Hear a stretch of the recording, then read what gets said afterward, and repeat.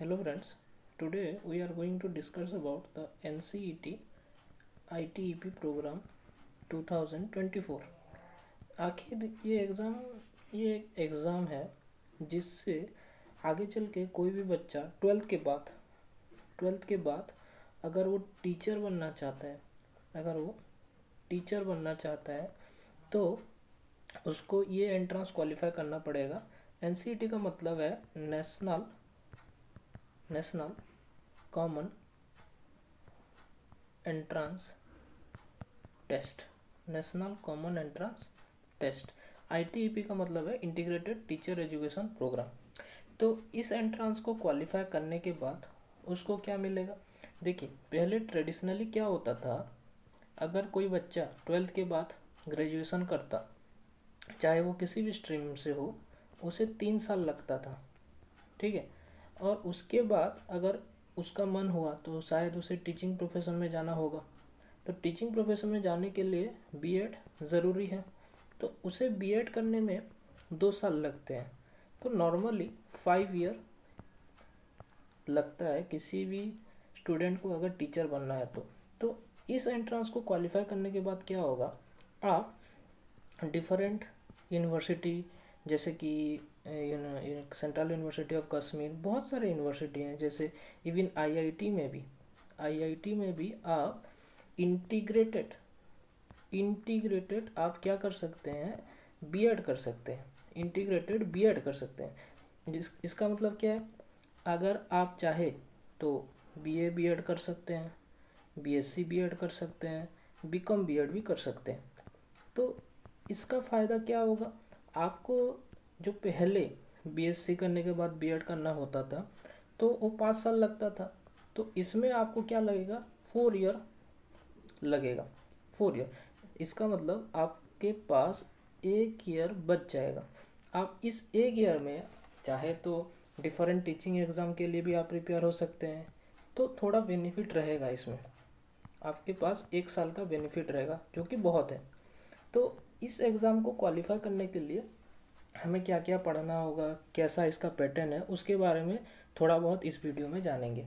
तो देखिए, तो NCET ITEP प्रोग्राम जो है तो वो NTA कंडक्ट करवाता है। NTA मतलब नेशनल टेस्टिंग एजेंसी, ये एक एजेंसी है सेंट्रल गवर्नमेंट का, तो ये हर साल कराएगा। इस साल पहली बार हुआ था NTA का। तो इसका टेस्ट पैटर्न क्या होता है, पहले तो जानते हैं टेस्ट पैटर्न क्या होता है। तो टेस्ट पैटर्न इस बार जो हुआ था वो MCQ था।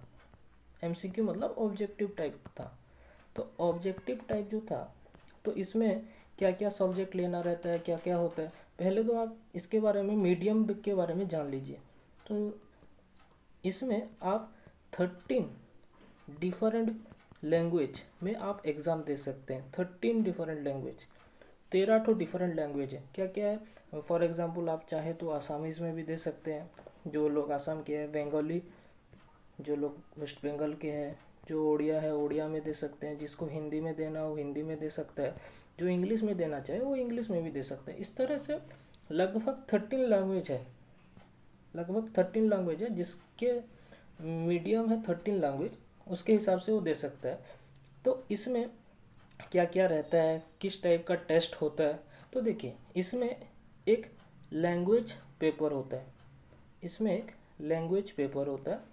तो लैंग्वेज का आपको 2 ठो सिलेक्ट करना पड़ेगा। लैंग्वेज 1 एक रहता है और लैंग्वेज 2 रहता है, लैंग्वेज 1 और 2। तो लैंग्वेज 1 और 2 कैसे कोई सिलेक्ट करेगा, तो NTA ने क्या किया है, 33 सब्जेक्ट्स या 33 लैंग्वेज सब्जेक्ट प्रोवाइड कर दिया लिस्ट में। उसी 33 में से आपको 2 ठो लैंग्वेज पेपर चूज़ करना होगा। और ध्यान दीजिए, ये 2 ठो लैंग्वेज पेपर अभी डिफरेंट आप ले सकते हैं। इसका मतलब आप अगर लैंग्वेज पेपर 1 इंग्लिश लेंगे तो इसका मतलब ये नहीं कि लैंग्वेज पेपर 2 इंग्लिश लेंगे, उसके अलावा कुछ भी ले सकते हैं। फ़िलहाल तो इस साल शायद दोनों पेपर सेम ले सकते थे, पता नहीं आगे क्या होगा, बट हो सकता है ये डिफरेंट हो जाए। तो आपको 2 ठो लैंग्वेज पेपर चूज़ करना पड़ेगा। तो इसमें क्या होगा, लैंग्वेज 1 में जो भी आप चूज़ किए होंगे, सपोज इंग्लिश चूज़ किए, तो उसमें क्या होगा, इंग्लिश की जानकारी आपको कितनी है, इसके लिए आपका वोकेबुलरी टेस्ट करेंगे। वहाँ पर वोकेबुलरी का क्वेश्चन रहेगा, रीडिंग कॉम्प्रिहेंशन का क्वेश्चन रहेगा, जो कि 20 क्वेश्चन होगा। 20 क्वेश्चन जो होगा वो सारे क्वेश्चन कंपलसरी होंगे, ठीक है। और उसके बाद लैंग्वेज 2 में भी सेम, अगर आप कोई और लैंग्वेज लिए हैं, सपोज हिंदी लिए हैं, तो हिंदी में भी वही वोकेबुलरी टेस्ट होगा, रीडिंग कॉम्प्रिहेंशन टेस्ट होगा, ये भी 20 क्वेश्चन आएगा। और दोनों क्वेश्चन मतलब 20-20 जो क्वेश्चन आएगा, मार्क कीजिए मेरे वर्ड को, ये सारे क्वेश्चन कंपलसरी होंगे, तो आपको सबको अटेंड करना होगा। ध्यान दीजिए, इसमें नेगेटिव मार्किंग शायद अभी नहीं है। तो देखिए, उसके बाद लैंग्वेज पेपर के बाद आपको अगर सपोज बीए बीएड करना है या बीएससी बीएड बीकॉम बीएड, उसके हिसाब से एक डोमेन सब्जेक्ट रहता है। डोमेन सब्जेक्ट आपको चूज़ करना पड़ेगा, जो कि क्लास 12 के सिलेबस के अकॉर्डिंग होगा, क्लास 12 के सिलेबस के अकॉर्डिंग होगा। तो डोमेन सब्जेक्ट कितना अवेलेबल है अभी के लिए, 26 डोमेन सब्जेक्ट्स अवेलेबल है, जिसमें से कोई भी स्टूडेंट 3 डोमेन सब्जेक्ट सिलेक्ट कर सकता है, 3। उसके बारे में कभी बाद में देखेंगे कि क्या क्या लिस्ट में है। तो फिलहाल अभी हम पैटर्न के बारे में जानते हैं। तो 3 जो डोमेन सब्जेक्ट होगा, सपोज कोई डोमेन 1 चूज़ किया, कोई भी सब्जेक्ट हो, डोमेन 2 कोई चूज़ किया, डोमेन 3 कोई चूज़ किया, तो इसमें क्या होगा, डोमेन 1 में 25 क्वेश्चन होगा, डोमेन 2 में 25, डोमेन 3 में भी 25 क्वेश्चन होगा। और ये सारे क्वेश्चन आपका कंपलसरी है, इसमें कोई ऑप्शन नहीं रहेगा, सबको आपको करना पड़ेगा। तो ये डोमेन सब्जेक्ट जो भी होगा, 3 डोमेन सब्जेक्ट आप चूज़ करोगे, ये क्लास 12 के सिलेबस के अकॉर्डिंग होगा। आई थिंक ये एनसीईआरटी बेस्ड होगा सारा, एनसीईआरटी को आपको अच्छे से पढ़ना पड़ेगा। उसके बाद आपको एक जनरल टेस्ट करवाया जाएगा, एक जनरल टेस्ट होगा, जिसमें आपको जीके मतलब जनरल नॉलेज, थोड़ा बहुत करंट अफेयर, और उसके बाद जनरल मेंटल एबिलिटी होगा, उसके बाद न्यूमेरिकल एबिलिटी होगा, क्वांटिटेटिव रीजनिंग होगा, ये सारा चीज़ होगा, जिसमें आपको 25 क्वेश्चंस दिए जाएंगे। ये भी सारे क्वेश्चन कंपलसरी होंगे। उसके बाद टीचिंग एप्टीट्यूड का भी टेस्ट होगा, जिसमें कुछ क्वेश्चन रहेंगे, आपको सारा आंसर करना होगा। ये जनरल टेस्ट और टीचिंग एप्टीट्यूड कोई भी बच्चा हो, चाहे वो आगे चल के बीए करे, बीए बीएड करे या बीएससी बीएड करे, कुछ भी करे, तो ये दोनों टेस्ट कंपलसरी है, उसको देना ही देना है। जनरल टेस्ट पेपर भी देना होगा, टीचिंग एप्टीट्यूड भी देना होगा, ये दोनों कंपलसरी है। तो इस तरह से ये एग्ज़ाम होगा। तो ये एग्ज़ाम को क्वालिफाई करने के लिए आपको क्लास 12 स्टार्टिंग से पढ़ना पड़ेगा, क्लास 12 स्टार्टिंग से प्रिपेयर करना पड़ेगा। अगर स्टार्टिंग से आपको प्रिपेयर करना है तो आप क्या करें, एनसीईआरटी को अच्छे से पढ़ें, एनसीईआरटी को लाइन बाय लाइन पढ़ें।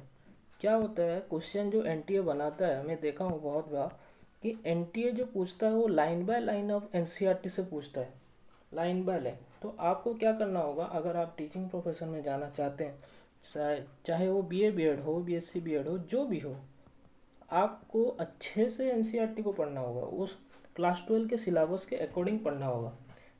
किसी और वीडियो में आप डिटेल में बात कर लेंगे कि किसका सिलेबस क्या क्या है। तो फिलहाल अभी हम पैटर्न के बारे में जान चुके हैं क्या क्या है।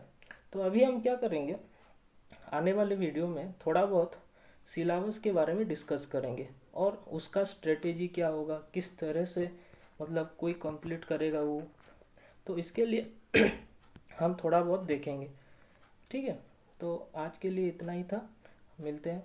अगर किसी को कोई भी पर्सनल डाउट है तो वो मुझे व्हाट्सअप कर सकता है 9348256156। तो हम क्या करेंगे, शायद सितंबर 15 के बाद हम एक बैच स्टार्ट करना चाहते हैं, जिसमें ये फुल्ली डेडिकेटेड होगा NCERT ITEP प्रोग्राम के बारे में, जिसमें 3 ठो डोमेन सब्जेक्ट को हम पहले प्रीफर करेंगे।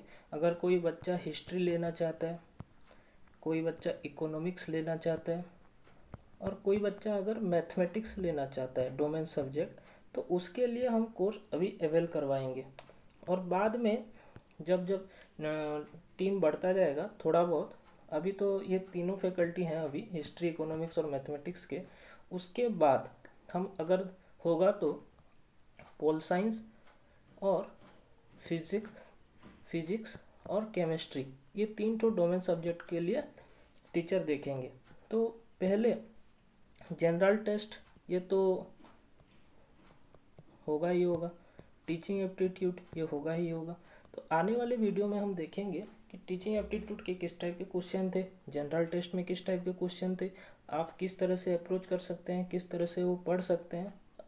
आने वाले वीडियो में हम जानेंगे। Thank you.